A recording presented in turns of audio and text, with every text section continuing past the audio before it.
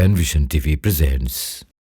ঢাকায় পথে থাকা অবস্থায় তিনি কসরের সালাত আদায় করেন।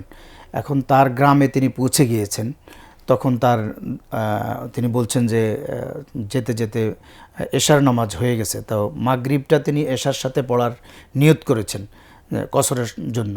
এখন যখন তিনি তার ঘরে চলে গেছেন, তার স্থায়ী বাড়িতে, তখন তো তিনি পৌঁছে গেছেন। তখন কি তিনি 2 ওয়াক্তেরই কসর পড়বেন না কিভাবে আদায় করবেন?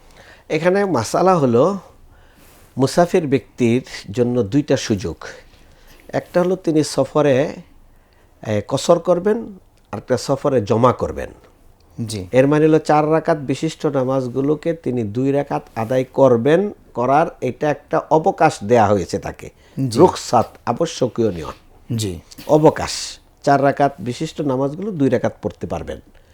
আর দ্বিতীয়ত হলো 2 ওয়াক্ত নামাজকে একসাথে পড়তে পারবেন। অর্থাৎ জোহর এবং আসরকে তিনি ইচ্ছা করলে তিনি জোহরের সময় আদায় করে ফেলতে পারবেন, অথবা ইচ্ছা করলে তিনি আসরের সময় জোহরকে বিলম্ব করে আসরের সাথে আদায় করে ফেলতে পারবেন।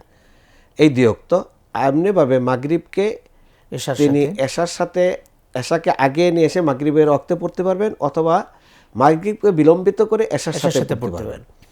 এখন আমি যেমন সফর করি, উদাহরণটা দিচ্ছি, ক্লিয়ার হয়ে যাবে।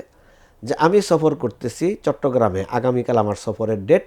জি, আমি যখন সফর করলাম, আমি আমার বাসায় জোহর পরে বের হব। জি, ইচ্ছা করলে আমি জোহর পড়ার সাথে যদি জামাতে সুযোগ পাই, আসরটা আমি পরিপূর্ণভাবে পড়ে নিতে পারি। সেটা 4 রাকাত পড়তে হবে আমার আসর, যেহেতু আমি বাসায় পড়তেছি।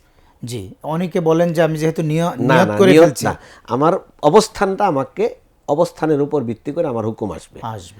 আচ্ছা, এরপরে আমি মাগরিব এশা ট্রেনে পড়ে ফেলতেছি, অর্থাৎ এশার নামাজটা আগায় আমি ট্রেনে পড়ে ফেলতেছি। এখন যদি এশার আগে আমি পৌঁছে যাই, তাহলে এশা আমার আর রিপিটেশন লাগবে না। জি, যেহেতু আমি এশার নামাজ কসর পড়ে ফেলেছি। জি, আমার পৌঁছার পরেও এশার নামাজের সময় আছে, আমার আবার পুনরায় পড়তে হবে না। অথবা আমি জোহরের নামাজ পড়িনি, জি, আসরের সময় বাসায় পৌঁছলাম। জি, এখন জোহর রয়ে গেল, আসরও রয়ে গেল আমার।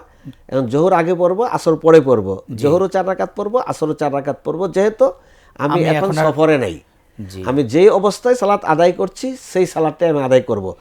কসরের সালাত যদি আমার সময় মতো না পড়ি, আমি যদি মুকিম অবস্থায় গিয়ে সেটা আদায় করি, তাহলে আমার একামতের নামাজ আদায় করতে হবে। অর্থাৎ মুকিম অবস্থার 4 রাকাত পরিপূর্ণ করে আদায় করতে হবে, স্বাভাবিক অবস্থায় পড়তে। হ্যাঁ, কারণ কসরের জন্য যে অবকাশটা দরকার ছিল, সেটা তো আর ওই ওজরটা এখন নাই আমার। জি, মুহতারাম, এখানে যে এটা আপনি বলছিলেন যে অবকাশ, এখানে অনেককে বলতে শোনা যায় যে আল্লাহ আমাকে সুযোগ দিছে, আমি কেন পুরোটা পড়বো?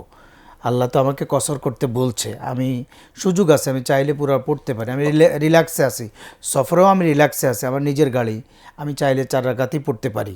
কিন্তু আমি যেহেতু আল্লাহর নির্দেশ, আমি 2 রাকাতে পড়লাম। আপনি যেটা বলছেন যে অবকাশ, আমি চাইলেও সুযোগ থাকলে পড়তে পারবো কি না, এটা একটু ক্লিয়ার। প্রথমত অবকাশ মানে কেউ পড়ে ফেললে যে হবে না এটা বলা যাবে না। জি, মানে কেউ যদি 4 রাকাত পড়ে ফেললো, পড়লেও হয়ে যাবে নামাজ, শুদ্ধ হবে, এটাও আমার উদ্দেশ্য।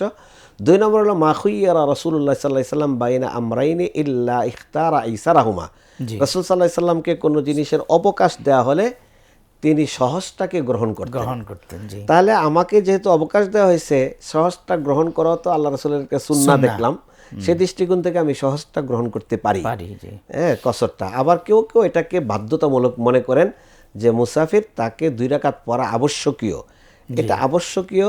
লাইসা আলাইকুম জুনাহুন আন তাকসুরু মিনাস সালাহ। আল্লাহ বলেন কোনো পাপ নাই, সমস্যা নাই, সে নামাজের মধ্যে কসর করবে।